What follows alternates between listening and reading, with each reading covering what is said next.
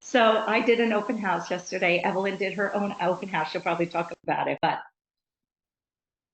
I don't know what's going on. There's creepers out there, and I just want to warn everybody because creepers are coming out of the woodwork.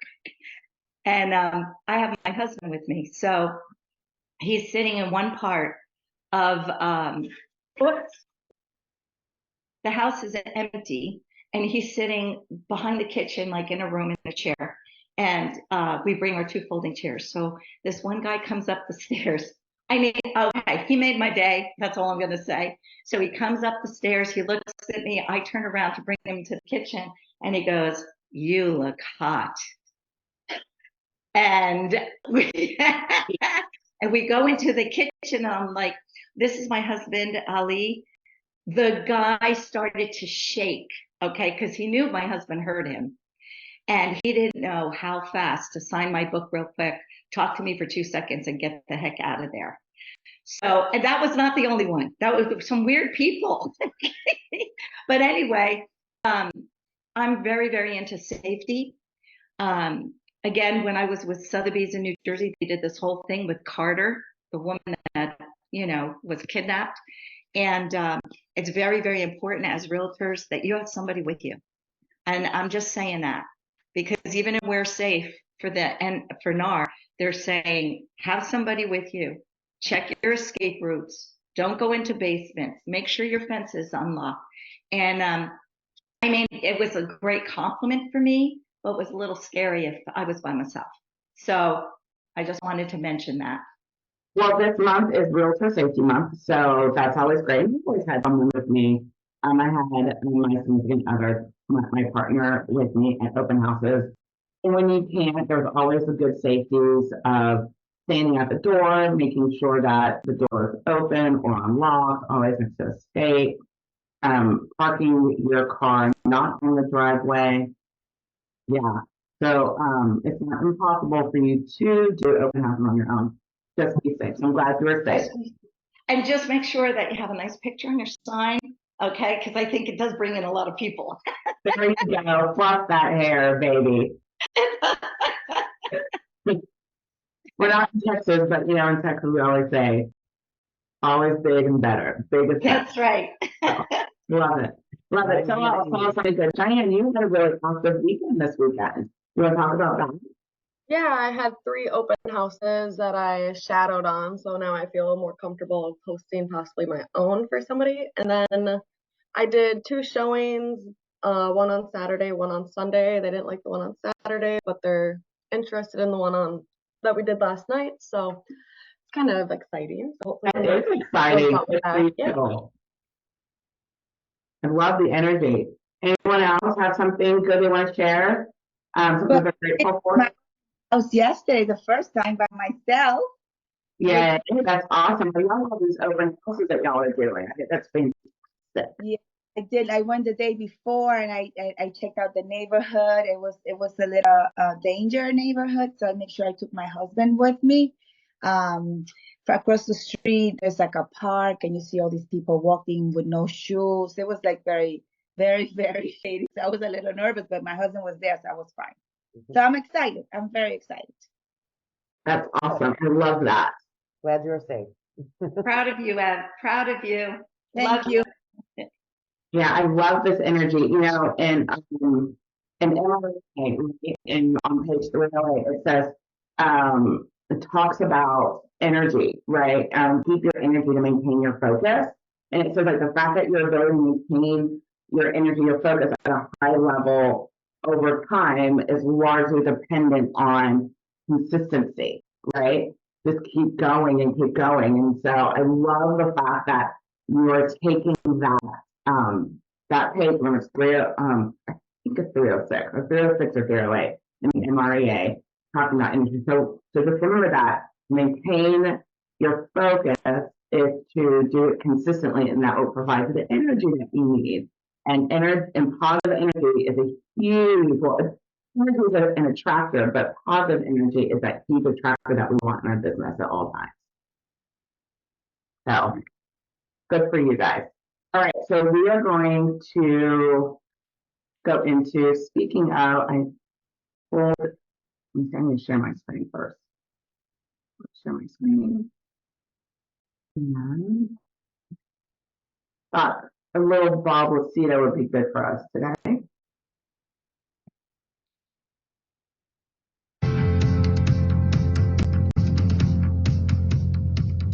For everybody who wants to build a brand, it's one about being authentic. You are the most important piece in presenting yourself to the public. So you have to be authentic. You have to be consistent.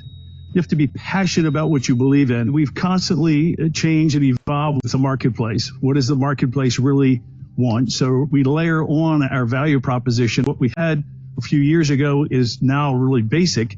And what we're doing now is so far advanced. Nothing is the same in this business. It's constantly changing. I'm coaching with our team in Maryland, all over 100 agents, and I'm coaching with our teams across the United States and Canada. It's not what happened when I was in sales years ago, but I can really feel and understand their concerns and what's happening with today's buyer and seller, which is much different, and it's constantly evolving. Greatest challenge today is that buyers and sellers still have that perception of the market a year ago or 2 years ago, and it is shifting. It's all markets are always shifting. So you're going to see more listings being lost. You're going to see more price reductions. You're going to see expired listings. And these are huge opportunities. Every market brings huge opportunities to all of you out there. Embrace this.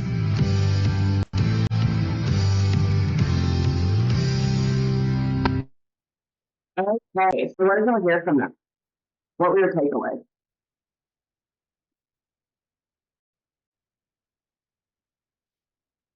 I think there's plenty of opportunity no matter what the market is. You just have to be able to focus, know the conversations, and be ready to go. And put in the work. Crazy concept. Absolutely. Yeah. What else did you take away from that? Same thing, that the market is shifting and you have to go with the shift. You have to go with the flow. So if you know your stats and you're up on everything, you should be fine. No matter what market. We always have to repeatedly tell our clients and our customers and our social media. So we say, well, I said that. Like, one of the things, I was having a conversation with an agent last week on our consulting, and she says, I don't understand why my clients keep on having the same conversation. Well, it wasn't like this before. It wasn't like this before. She's like, I posted it out there how the market shifted. And I said, well, how many times did you post it? And when was the last time you posted it? And she looked on her social media. She had posted about the market shifting, wait for it, back in May. Since then, all of her posts have just been throwing up the market reports and saying if they're looking at buying and selling. So I said, your one amazing post was in May. What's been going on in your consumers' minds? What have they been hearing every single day since that? And we need to remember to repost and re-remind, because there's so many other conversations, there's so many other things that our consumers are hearing, and we can't just post if you're looking at buying or selling, or look at what I sold, or do you have someone that might be great for this one? You have to educate over and over and over again, that consistency to your consumers, because you're dependent on that one time that they're hearing something. Think of a child. Like, I always think of myself when I was a child. Like, I'll go to my mom, I'll go something like, the best thing I can say was, my mom would always tell me when I was young, oh, Danielle, carbs are not good for you, right? Like, you eat too much bread, it's not going to be good for you. And then one day, as an adult, I said, Mom, you knew I just heard. And she's like, what? And I go, you know, carbs aren't really that good for you. Like, bread's like a sponge, and that, expands. And she's like, yeah, I said that. And it's like, yeah, he didn't say it to me all the time now. You said it when I was a kid, when I was a kid. Now, I haven't heard you say that. And sometimes as realtors, we are the same way. We'll say something once or twice, and fast forward, someone else said it, and then our consumers are like, they never heard it before. It's like, no, I didn't say that. And it's because we're not consistent in our messaging. So yes, you have to be double. So when you have those top agents that are posting every single day, it's because they have a rhythm. They're posting about educating their clients and about that.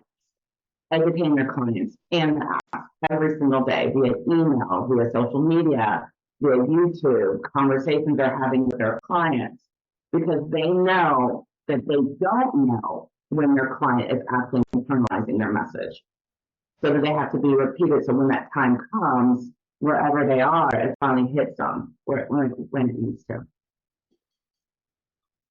Anything else that someone wants to share? I would like to bring up that every day I'm learning, and it doesn't stop. Since I've been down here, I've learned so much more, because in New Jersey we have attorneys and it's easier. But I've been working with Natalie Coldiron in title, and she's amazing. And I had a client that's very difficult, a lot of questions and concerns and so forth, and she had the answers for it. So, every day I'm learning through the workshops, the conferences, what we're doing with KW, working the listings and the buy side. It's just very interesting, because I was telling my husband, I said, when I became a teacher, I said there was a lot of book learning. I said, and then when we got out in the field, it wasn't like the book at all. I said, there were a lot of situations that you had to handle. And I said, real estate is something similar to that, because you're learning all these things. And then when you meet people, sometimes you got to put a little bit of a spin on different things, because they're not all the same. And they all have different needs and concerns. So I just wanted to throw that out. Yeah. When you do learn those things, those nuances for one client, where we learn the best is at that moment, we're in our business and we're talking transactions. And then we need to step away and say, what did I learn from that client that I need to apply on my business for all of my other clients moving forward? How do I tweak my business so that way I have a system built for that situation moving forward to maximize my value? How can I take that strategy and create a tool, find a tool, so that way my business propels? Or else we're going to stay in our business and just be solving problems every day in a very exhausting manner, instead of taking what we learned in our business in that moment and transforming that into a system or a tool on our business moving forward to maximize our value. So always remember that. And I love that you talk about that. So talking about bringing value on our business, I'm going to, I hope this happens correctly. Yeah, saved it. I'm going to pull up our numbers to talk about what's been going on in the market in the past week. Now then, here we go. Can y'all see this okay? All right. So here are here's what's going on in the market in Manatee, Sarasota, and Charlotte counties. Take a minute to take a look at that. And I would like some feedback. What do y'all see that's going on here? Pick one thing that you see.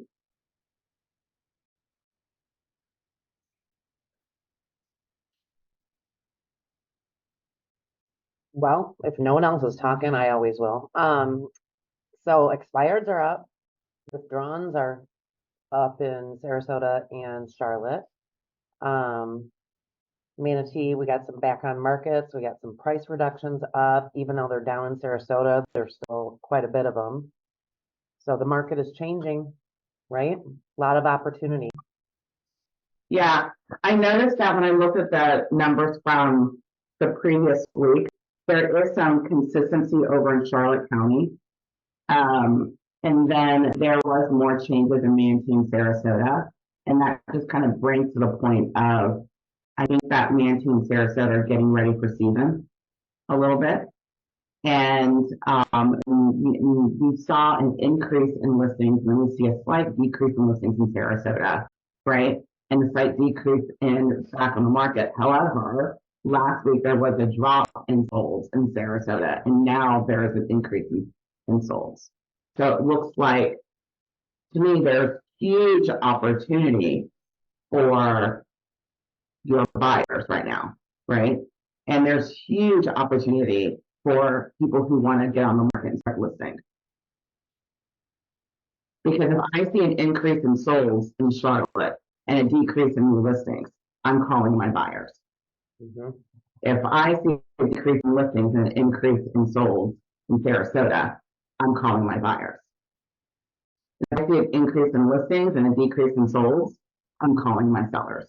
And a decrease in price reductions, I'm having a price reduction conversation, Mhm. right? Absolutely. What else are you guys seeing? The back on market for Sarasota, 33%.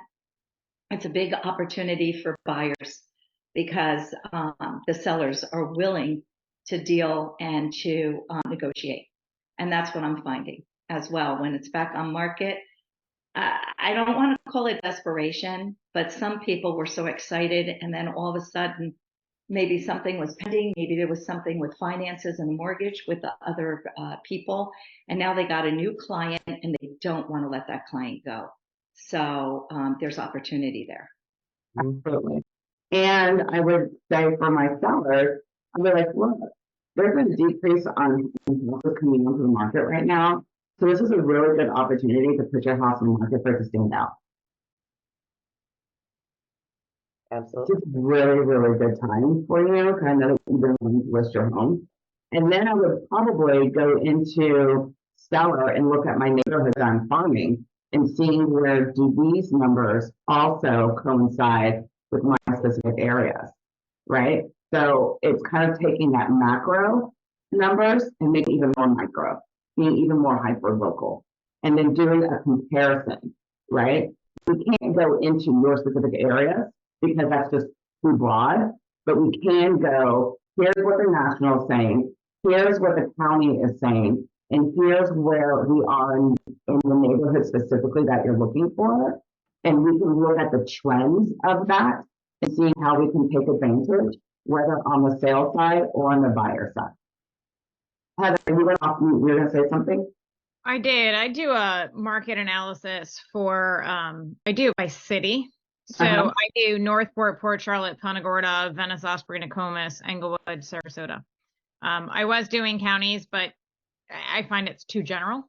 Mhm. And you guys do it anyway. You know, and I find it very interesting that Northport has stayed pretty steady with the Yeah. amount of inventory. It really hasn't changed, but that's because we're not very seasonal. Punta Gorda has had a huge jump. They're almost at an even market. I mean, they're almost at 5 months or 5.5 months. So that's huge. But they're very seasonal. But I will say, I started this 2 months ago, and really having 2 months of data has been very, very interesting with a lot of details to be able to talk about and all that kind of stuff. I was trying to send it over, but I was failing miserably. So I'm going to keep trying to get that into the chat so you guys can see what I've done. But, Yeah. you know, it helps to know your numbers to have the conversation, even if no one ever comments on what you post online. Right, and have specific numbers. I love when you're able to tell the story, because when you tell the story, you control the mindset, right? You control where they're thinking a lot more, especially with, like we said earlier, all the different things that they're talking about. And if you don't tell the story about what's going on, then someone else will. And now what you're having to do is reprogram them. So instead of playing reprogram, let's program the agent, your consumers, with the right information, so that way they can make the right decisions and they can move forward with a smoother transaction, a smoother probability of them listing their home with you or selling their home with you, right? Yeah. In terms of your business, right? So everything is your business. So we're talking specifics with our consumers and our clients. What in here right now is this season is such a amazing season for you to really propel your business moving forward. So what things would you look for? We're into listings, leads, and leverage, right? So what are some listing conversations, some seller conversations you can have in terms of growing your business that you can use at these numbers? Does anyone have a conversation that they can see, a story they can pull on when it comes to reaching out to sellers? I think a lot of times for me, I do, you know, I talk about the price reductions and I talk about here's where we're at. And, you know, while I say I would love to post you at 475, but the reality is that in a declining market, I need to be super careful, and I'm not going to be able to underprice it because everyone's looking at the numbers. So we need to be ready to go at the 450 mark, and more people are going to have eyes on it. If we put it at 475, we're missing an entire chunk of people that could be making an offer. And yes, you realize, oh, well, I could come down to 450, but why wouldn't we just price it there and let them bring us up? So it's an important conversation to have about those price reductions and say, those people are chasing the market. Do you want to chase the market or do you want to be sold? Mm-hmm. Yeah. I might even take something like this, and I was in an open house this weekend, right? And I would post this out on social media saying, hey guys, there's a decrease in new listings, but there's a really awesome listing that's coming up that probably be really good for you right now. I would use this in my door knocking scripts. You know, take this as a piece of value and say, this is what's going on in the market, and I want to tell you about this house that we're selling that's right on target. And we're having an open house this weekend. Would love for you to take this information to someone who you think would be great to move into your amazing neighborhood. I'll probably have this in the open house, right? How many open houses do you know that have market reports in them? So when they're looking at the house and they're going, oh, this is overpriced or it's underpriced or whatever, they're basing it on the last house they sold, they saw, and here you are saying, here's where the market is, and here's where this house, it stands in the market for as well. Right? I have the same thing going on, but with a rental listing. I'm constantly giving updates as to what's in the community, what's being rented, and I have to have conversations with him every day.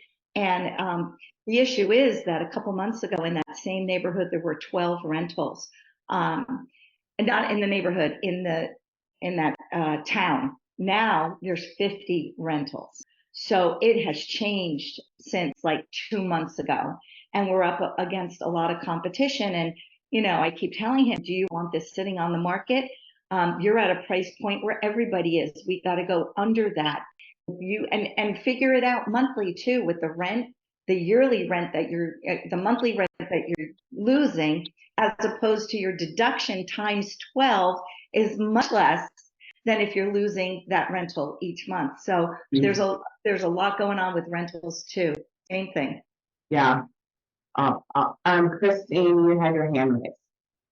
Yeah, so I sponsored a butterfly day at Peace River Garden on Saturday, and then a lot of people came, but I printed out this market report and I put it on the table. So there was only one person that looked at it, and that person actually just passed the real estate exam. So she's looking for a broker. Mm-hmm. So, but because of this, and I think that she was impressed that I was able to provide this information. And I plan to follow up and call her today and then just try to tell her like how much that you guys help us as new agents, and we can do the Zoom call every morning. So I would just say that this is really helpful, like not only for the sellers and buyers, and also for the possible downline. Right, absolutely. Yeah. Knowledge is power, right? And all these numbers do is really show your value and really show that you care and really show that you're building trust with the community. I love that you already did this. That is just amazing. So kudos to you, Christine, for doing that. And kudos to you for, invite her to career night.